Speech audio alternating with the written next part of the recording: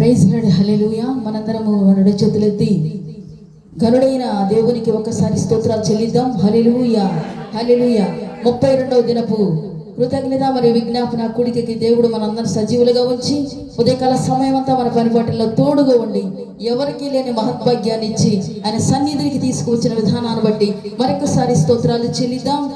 హల్లెలూయా, హల్లెలూయా. స్తోత్రం. దేవుని నామాన్ని ఘనపరుచుకుందాం. స్తోత్రం. ఆయన నామాన్ని ఆరాధించుకుందాం, ఘనపరచుకుందాం.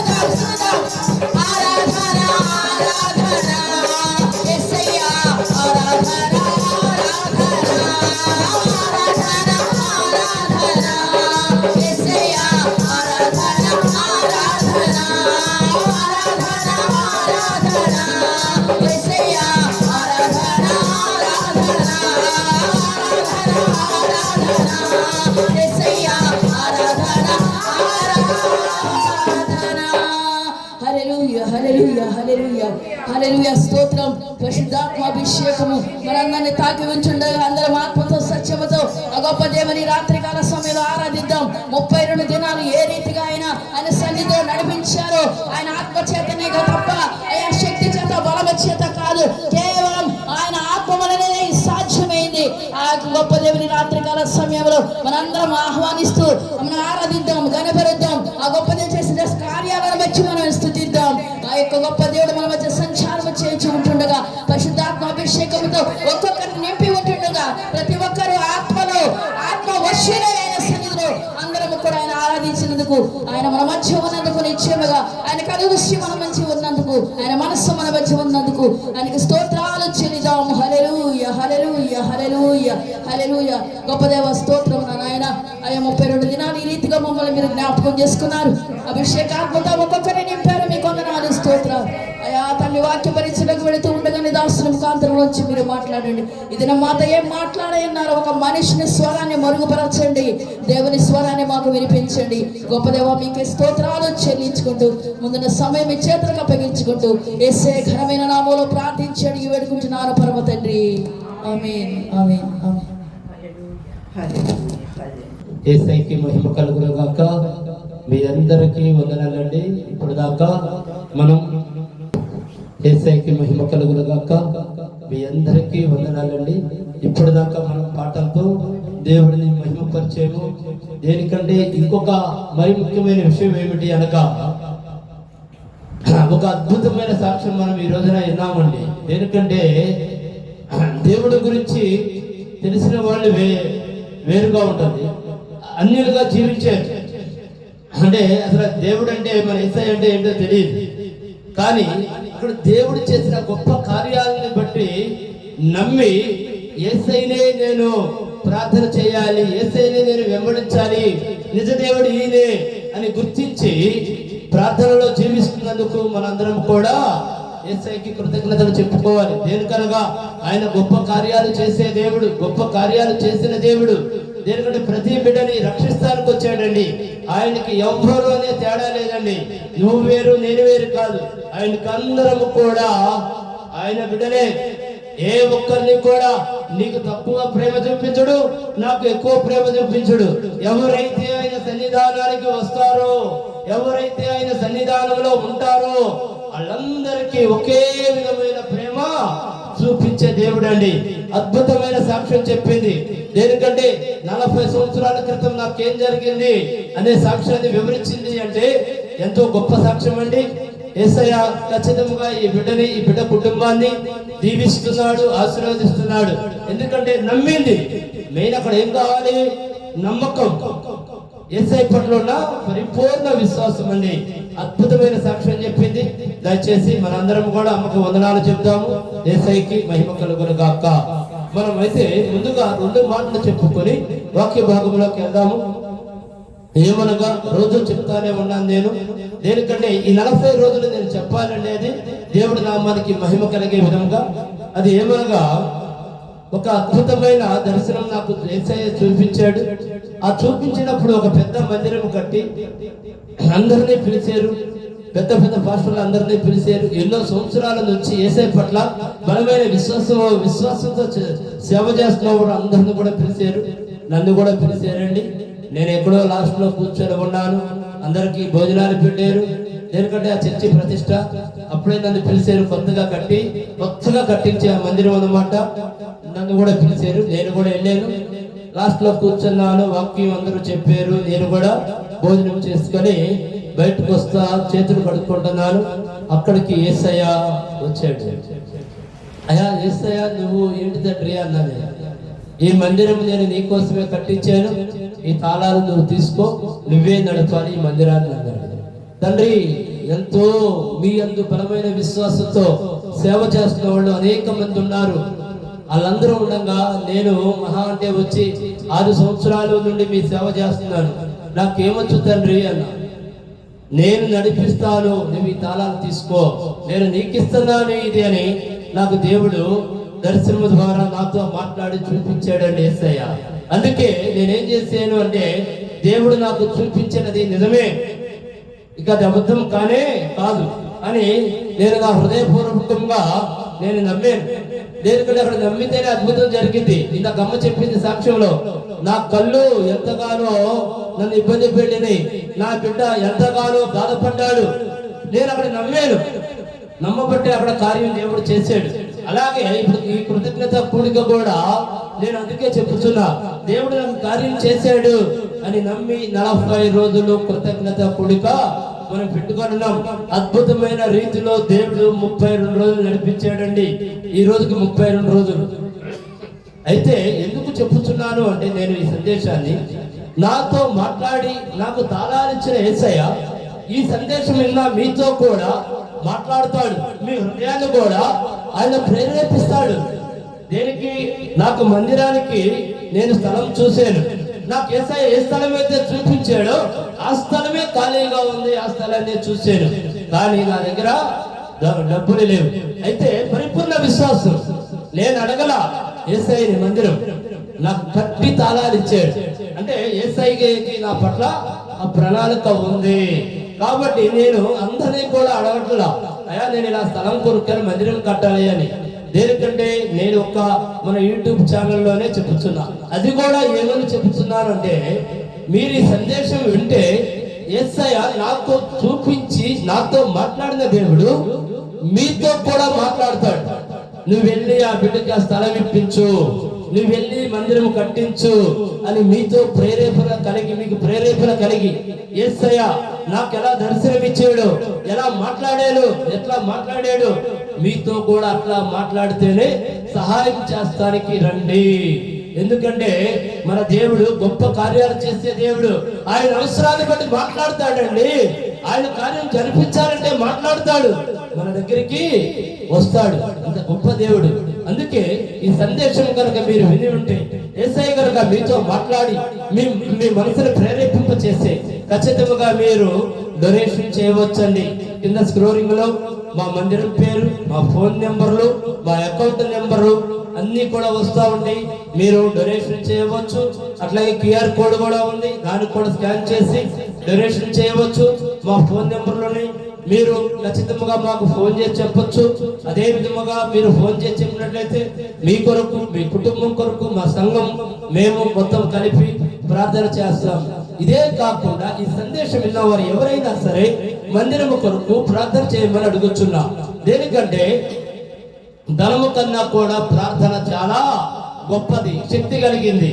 మందిరం కడటానికి మీ అందరి ప్రార్థన సహాయం కూడా ఎంతో అవసరం అండి.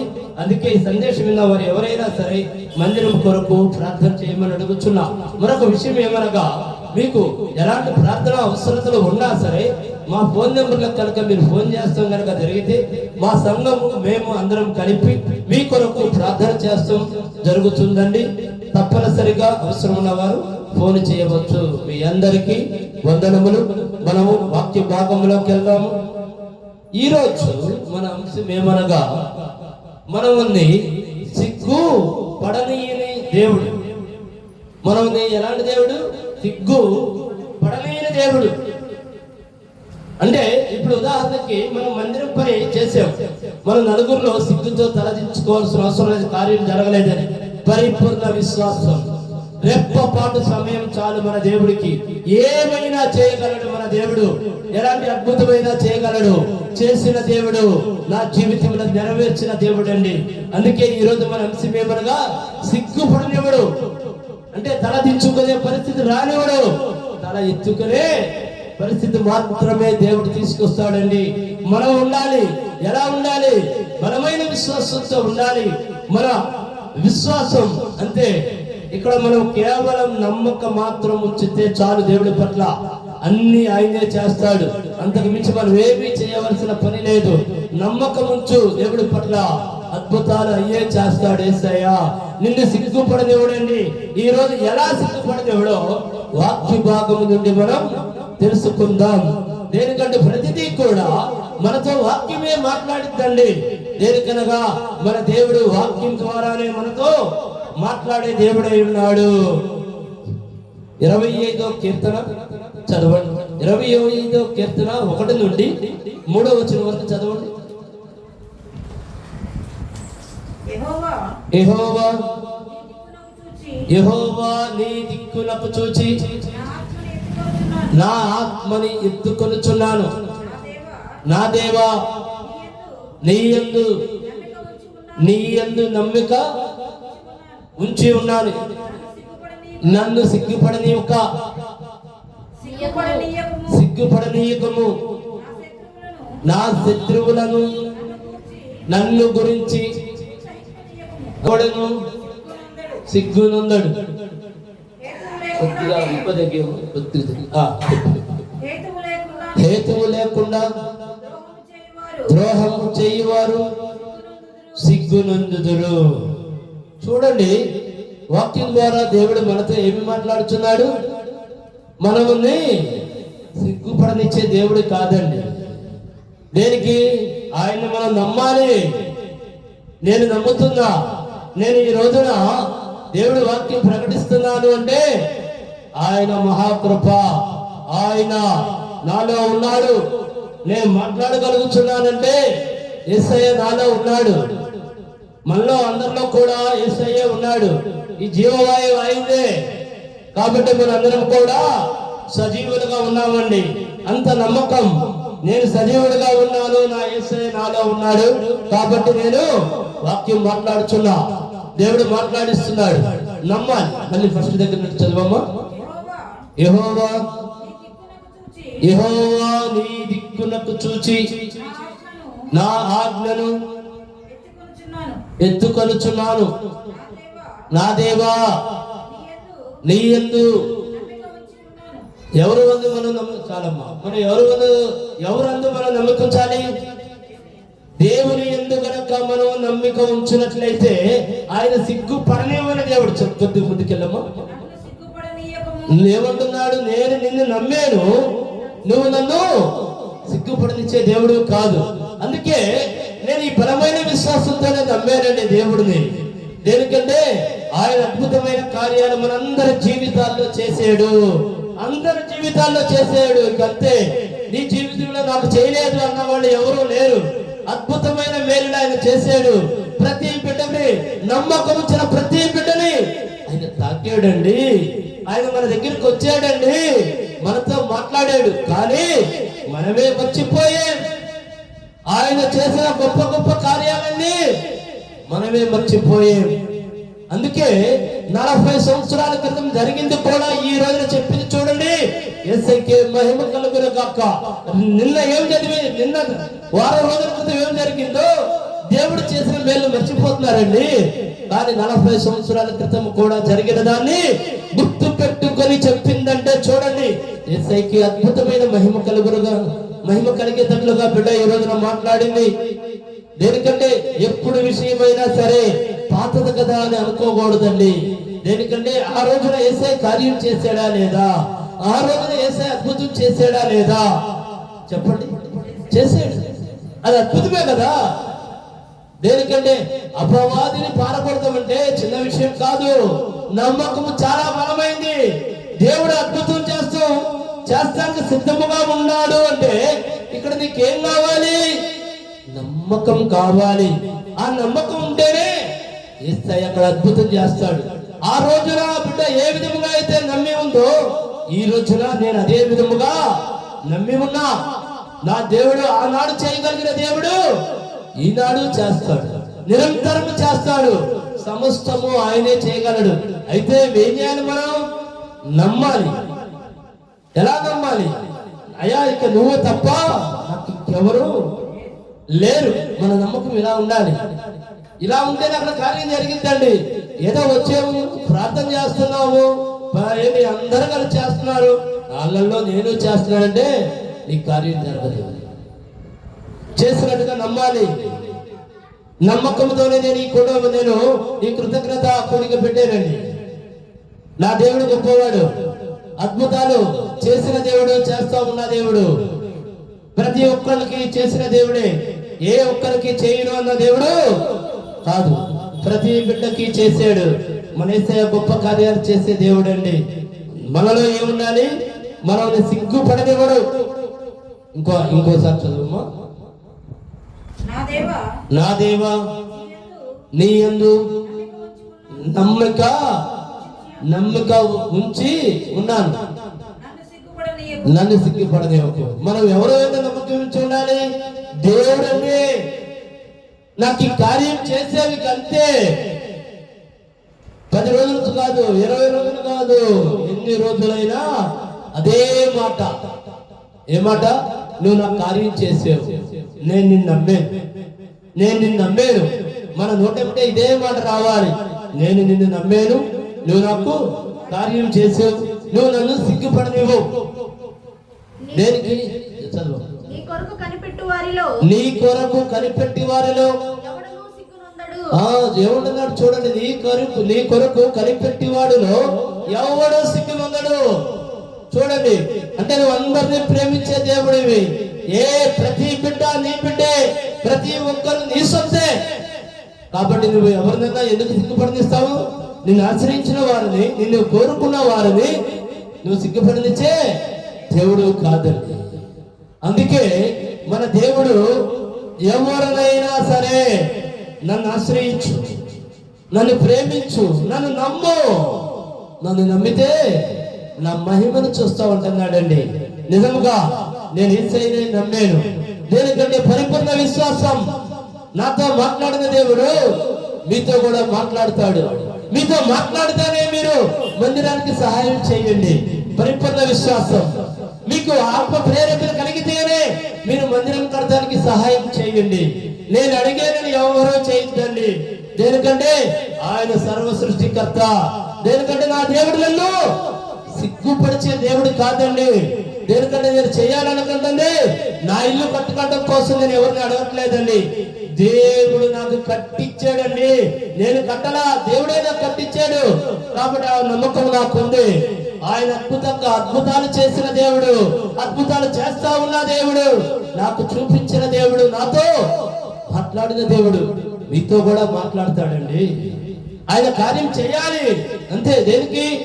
ఆయన నన్ను సిగ్గుపరిచే దేవుడు కాదు, నాకు చూపించిన దేవుడు, నాతో మాట్లాడిన దేవుడు, నాకు తాళాలిచ్చిన దేవుడు, మందిరం తాళాలిచ్చిన దేవుడు, నాకు ఇన్ని చేసిన దేవుడు మీతో కూడా మాట్లాడతాడండి. ఎందుకో తెలుసా? ఆ సమస్తము ఆయన సృష్టి. ఇది ఈ లోకం ఎవరు సొంతం కానే కాదు. లక్షల కోట్లు ఉన్న వాళ్ళకు కూడా ఈ లోకం సొంతం కాదు. ఎంత కాలం ఉంటాం గ్యారంటీ లేదు. కాబట్టి డబ్బు విషయం గురించి మనం పక్కన పెట్టేస్తే ఆయన ఈ కార్యాలు చేస్తాడు. పరిపూర్ణ విశ్వాసం. నేను ఏ మాత్రం కూడా ఆలోచన చేయలా. నా దగ్గర ₹1 లేదు. నేను ఈ 40 రోజుల కృతజ్ఞత కూడిక పెడుతున్నాను. దేవుడు నా కార్యం చేయకుండానే నేను ఈ కూడిక పెడితే నలుగురిలో సిగ్గుపడతానా? నేను సిగ్గుపడదు. దేనికి? నేను ఎవరి వైపు చూస్తున్నాను? దేవుని వైపు చూస్తున్నానండి. అందుకే ఈ రోజున వాక్యం మనతో మాట్లాడుతుంది. నా పైన నమ్మకం ఉంటే నేను నిన్ను సిగ్గుపడనివ్వను. నేను నమ్మాను. నా అనుమానంలో నా యేసయ్య ఉన్నాడండి. నేను నమ్మే ఆయన తప్ప నాకు ఇంకా ఎవరూ లేరండి. అంతే. ఇలాంటి బలమైన నమ్మకం కావాలి. దేవుడు అద్భుతాలు కార్యాలు జరపాలి అంటే ఏం కావాలనుకున్నావు? మన ఆస్తిని చూసి దేవుడు ప్రేమించడు. నీకున్న కోట్లను చూసి దేవుడు నిన్ను ప్రేమించడు. నీకున్న హోదాను చూసి దేవుడు నిన్ను ప్రేమించడు. ఈ ప్రపంచానికి నువ్వు రారాజు అయినా నిన్ను దేవుడు ప్రేమించడండి. ఆయన నమ్మితేనే నిన్ను ప్రేమిస్తాడు. ఆయన నమ్మితేనే నీకు అద్భుతం జరుగుతుంది. ఆయన నమ్మితేనే నువ్వు జీవించగలుగుతావు. ఇది దేవుడు మనల్ని. దేవుడికి అందరూ సమానులే. కోటీశ్వరుడైనా ఒకటే, ఈ రోజుగా పుట్టికి లేని వారైనా ఒకటే, అందరూ ఆయన పిల్లలే. కాబట్టి మనం ఆయన నమ్మితే చాలు. ఏ ఒక్కళ్ళు తీసుకెళ్తారు చెప్పండి? ఈ లోకంలో ధనం ధనం ధనం మన పోరాటం చేస్తున్నారు. ఎవరు ఏం తీసుకెళ్తారు చెప్పండి? మనం చూస్తలేదా? ఎవరు ఎప్పుడు చనిపోతారో కూడా తెలియదండి. అందుకే మనందరం కూడా దేవుడి పైన నమ్మకం ఉంచుదాం. అన్ని ఆయనే చూస్తాడు, అన్ని ఆయనే చేస్తాడు. ఆయన నమ్మితే చాలు. గొప్ప కార్యాలు మొత్తం ఆయనే చూసుకుంటాడు. నేను పరిపూర్ణ నమ్మకంతో ఉన్నాను యేసయ్య పట్ల. నాలాగా నమ్మే వాళ్ళు ఈ భూ ప్రపంచంలో, ఈ సృష్టిలో కొన్ని లక్షల కోట్ల మంది ఉన్నారండి. కాబట్టి ఆయన కృప ఇంకా మన మధ్య తిరుగుతుంది. ఆయన మనల్ని ప్రేమిస్తున్నాడు. ఇలాంటి నమ్మకాలు ఎంతో మందికి ఉన్నాయి. కాబట్టి అద్భుతాలు ఇంకా జరుగుతూనే ఉన్నాయి. ఆనాడు జరిగిన అద్భుతాలు ఈనాడు జరుగుతుంది. ఆనాడు చేసిన మేలులు ఈనాడు చేస్తున్నాడు. ఆయనకి సమస్తము సాధ్యమే కదా. ఇంకా ముందుకెళ్ళము. చూడండి, మనం నమ్మాలి. ఎంత గొప్ప దేవుడు అంటే మనం ఎంత నమ్ముతామో అంత గొప్ప దేవుడు. మరొక వాక్య భాగంలోకి వెళ్దాము. ఏబేల్ 2వ అధ్యాయం 26, 27. నా జనులు నా జనులు ఇక నెన్నటికి సిగ్గునందరు. అప్పుడు ఇశ్రాయేలీల మధ్యలో ఉన్నవాడును నేనే అనియు నేనే మీ దేవుడునైనా యెహోవాననియు నేను తప్ప వేరే దేవుడు ఒకడును లేడనియు మీరు తెలుసుకుందురు. నా జనులు ఇక ఎన్నడను సిగ్గునందక నుందురు. ఏమంటున్నాడండి? మనం ఎవరు? ఆయన జనులమే కదా, ఆయన బిడ్డలమే కదా. ఆయన తప్ప నాకు ఇంకొక దేవుడు లేడు. దేనికంటే వాక్యం మాట్లాడుతుందండి. నేనేం మాట్లాడుతున్నా? బైబిల్లో ఉన్న వాక్యాన్ని దేవుడు నా నోటి నుండి పలికిస్తున్నాడు. ఇంకోసారి చదవమ్మా, అద్భుతమైన వాక్యం. నా జనులు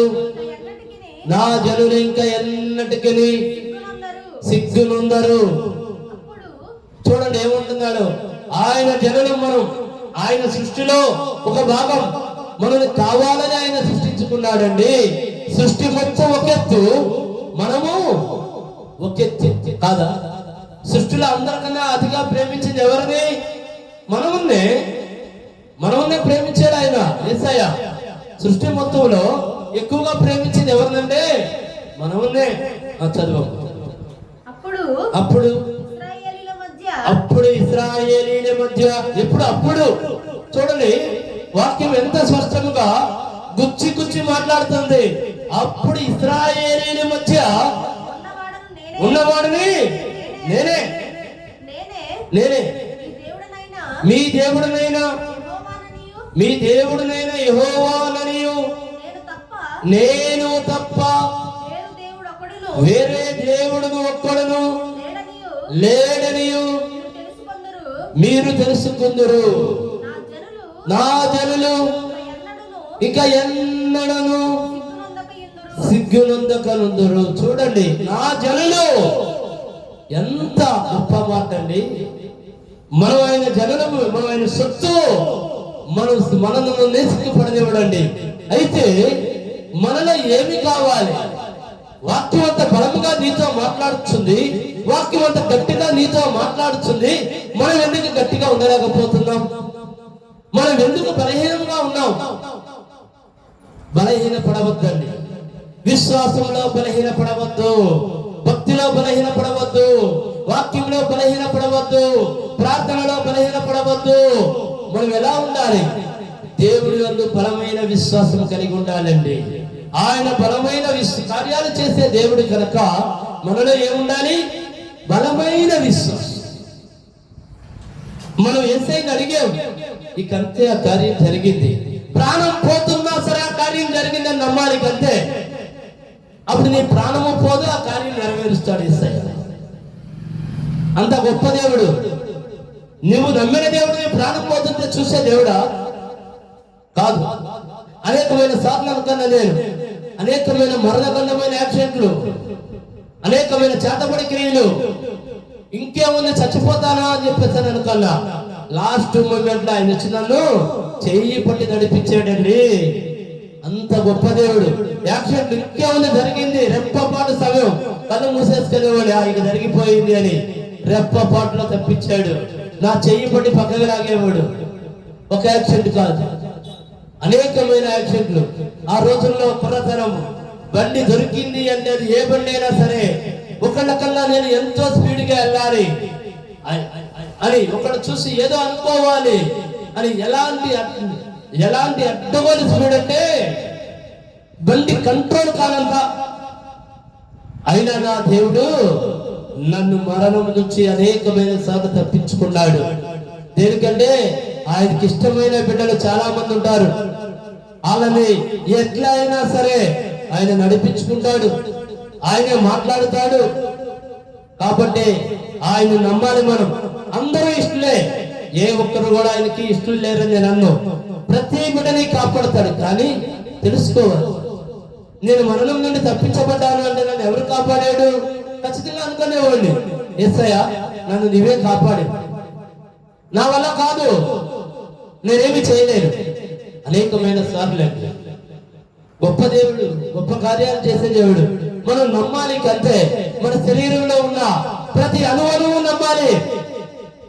ప్రతి అణువణువు కూడా దేవుణ్ణి స్తుతించాలి. నువ్వు ప్రార్థిస్తుంటే నీ యొక్క హృదయమే కాదు, నీ శరీరంలో ఉన్న రోమాలతో సహా ఎంట్రికలతో కూడా దేవుణ్ణి స్తుతించాలి. ప్రతి అణువణువు దేవుణ్ణి స్తుతించాలి. అదండి శక్తి కలిగిన ప్రార్థన.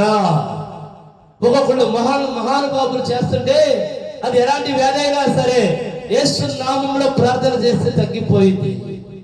యేసు నామములో ఏమి చేసినా అక్కడ అద్భుతం జరిగిద్దండి.